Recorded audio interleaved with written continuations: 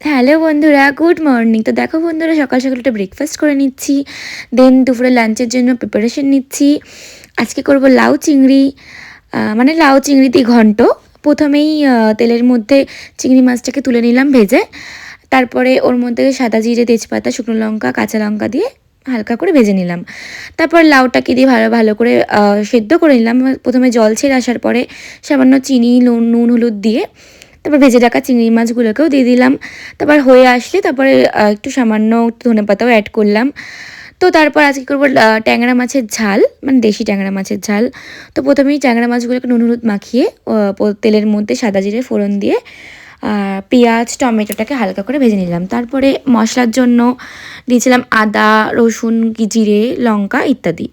তো পেস্টটাকে দিয়ে ওর মধ্যে নুন, হলুদ, লঙ্কার গুঁড়ো, জিরের গুঁড়ো দিয়ে ভালো করে কষিয়ে নিচ্ছি। তো তারপরে তেল ছেড়ে আসার পরে মশলাটা থেকে সামান্য পরিমাণে জল দিয়ে নিচ্ছি।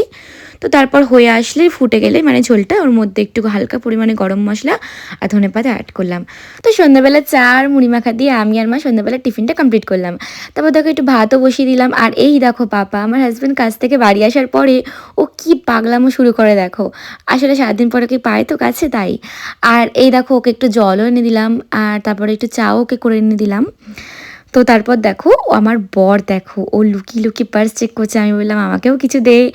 তো তারপর আমাকে 100 টাকা দিল, কি মজা। আর তারপর দেখো আমি রাত্রেবেলা কিছুই খেতে যাচ্ছিলাম না, ওই জন্য আমাকে গোলা রুটি করে দিল।